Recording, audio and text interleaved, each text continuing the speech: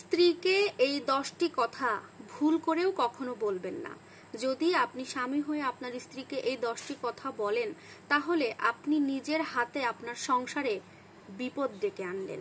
আর এই কথাগুলো স্ত্রীকে বলার কারণে স্বামী, ওই পুরুষটা নিজেও তার জীবনে কোনো উন্নত করতে পারে না, তার নিজেকে ডেভেলপমেন্ট করতে পারে না, এবং তার সংসারও কোনো কিছুতে আগায় না। অনেক স্বামীরা আছেন আপনারা, যারা আপনাদের স্ত্রীকে তুচ্ছ তাচ্ছিল্য করেন, কিছুই মনে করেন না। আপনারা এমনটা ভেবে থাকেন যে আরে ও তো আমার ঘরের বউ, আমার নিজের বিয়ে করা বউ, ওরে আমি যেটা বলবো তো সেটাই করবে।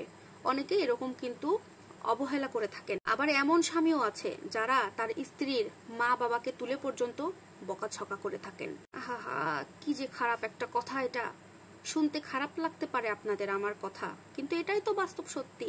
আপনাদের পুরুষদের মধ্যে এমন অনেক পুরুষ আছে যারা আপনার স্ত্রীকে গালাগালি করার সময় রাগ হলে আপনার স্ত্রীর বাবা মাকে তুলে পর্যন্ত গালি দিতে ছাড় দেন না। কিন্তু আপনাদের এটা বোঝা উচিত, আপনি আপনার স্ত্রীকে যখন তার বাবা মা তুলে বকাঝকা করেন, তখন তো আপনি তার বাবা মাকে বকাঝকা করেন না, আপনি আপনার স্ত্রীর কলিজা একদম টেনে ছিঁড়ে ফেলেছেন, তার কলিজায় হাত দিয়েছেন। ঠিক আছে, আমি আপনার স্ত্রীর কথা বাদই দিয়ে দিলাম। এই পৃথিবীতে এমন কোনো মানুষ নাই যার বাবা মাকে তুলে গালাগালি করলে ওই মানুষটা শান্ত থাকতে পারে, ওই মানুষটা সুস্থ একটা ব্রেনে থাকতে পারে।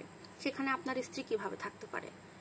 মেয়েরা সবকিছু সহ্য করতে পারে, শুধুমাত্র মা বাবাকে তুলে বকাঝকা করলে, গালাগালি করলে ওই জিনিসটা তারা সহ্য করতে পারে না। আপনি নিজেও পারবেন না। হ্যাঁ, হতে পারে আপনার স্ত্রী আপনার চোখের দিকে তাকিয়ে, আপনার মুখের দিকে তাকিয়ে কোনো কিছু বলতে পারছে না, কিন্তু তার এই অন্তরে, তার বুকের ভেতরে যে কষ্টটা হচ্ছে সেটা আপনি দেখতে পাচ্ছেন না। স্ত্রীকে ভুল করেও যে কথাগুলো বলবেন না। নাম্বার 1, তোমাকে বিয়ে করে আমার জীবনটাই ধ্বংস হয়ে গেল, আমি আমার জীবনে কিছুই পেলাম না। এই কথাটা আপনি স্বামী হয়ে যখন আপনার স্ত্রীকে বলবেন, আপনার স্ত্রী আপনার প্রতি যা ভালোবাসা ছিল, যা সম্মান ছিল, সবকিছু নষ্ট হয়ে যাবে, তার মন থেকে আপনি দূরে সরে যাবেন।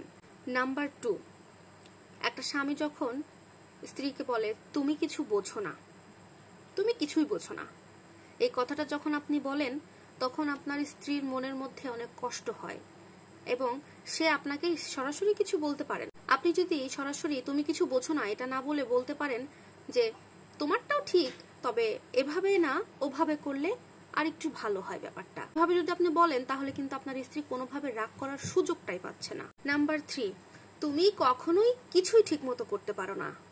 আপনি যখন আপনার স্ত্রীকে এই কথাটা বলবেন, তখন ধীরে ধীরে তার মনের ভেতরে খারাপ লাগা তৈরি হবে এবং সে সংসারের প্রতি, তার ছেলে মেয়ের প্রতি, তার সমস্ত কাজের প্রতি সে মনোযোগ হারিয়ে ফেলবে। নাম্বার 4, তুমি নিজেই জানো না তুমি কি বলছো। আপনি রাগের মাথায় এই কথাটা বললেও সে কিন্তু এই কথাটা রাগের মাথায় নেবে না, সে খুব ইমোশনালি এই কথাটাকে নিয়ে ফেলবে। নাম্বার 5, তুমি একা কিছুই করতে পারো না, সংসারে থেকে করোটা কি, সবকিছু অফিস থেকে আমাকে সেই করতে হয়, এই ধরনের কথা কখনো বলবেন না।